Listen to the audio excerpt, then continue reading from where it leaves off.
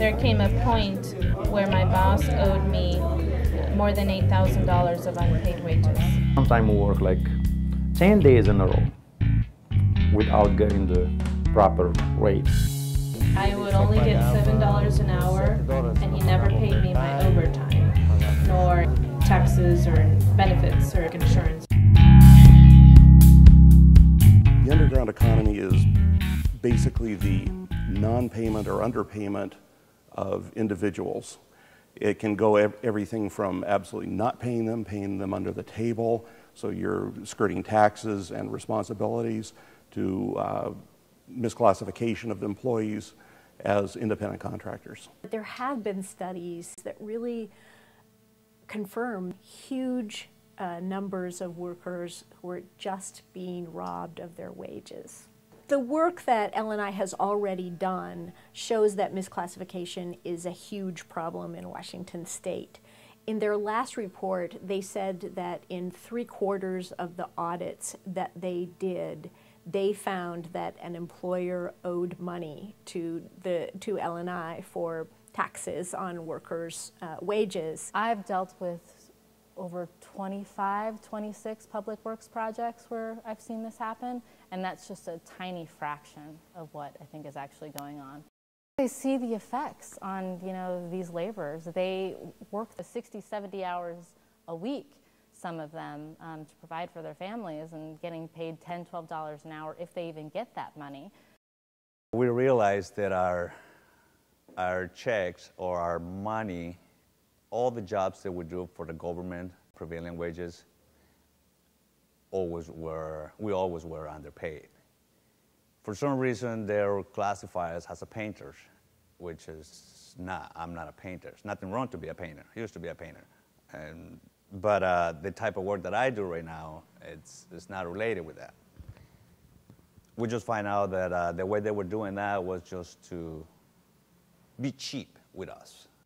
He was told to tell anybody asking about how much he was making, how many hours he was working. He was asked by the employer to lie about it, to say that he only worked 3 days a week and only worked about 4 hours a day. At one point, Ricardo asked him for his missing wages because his check was short. The employer then grabbed him by the chest and threw him up against the wall and told him not to be opening his mouth because nobody was going to help him. The motive for the employer is to misclassify so they don't have responsibilities. They don't have to pay unemployment tax. They don't have to pay workers' comp premiums.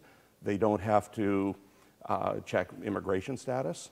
They're off the hook for everything. This person made me an independent contractor without my knowledge. It was a way for them not to have to pay taxes. It was not just my case, but that's how they operated for all their employees. We already have these cheating contractors that are going in and underbidding these jobs. It's making it near impossible for, the good guy who's going to pay the rates that are required by law to ever get those jobs and expect to make any type of profit. The misclassified employee business model is the dominant business model in the flooring industry in the state of Washington. It is used by every home center that I know of. I've watched the employment of flooring installers decline over the years, and I've come up with less and less sales because I can't compete. I have a business practice where I employ my mechanics, and I pay their L&I, I pay their payroll taxes, I pay their insurances, I work on their training. My name is Jeff Johnson. I'm president of the Washington State Labor Council, and we support House Bill 1440.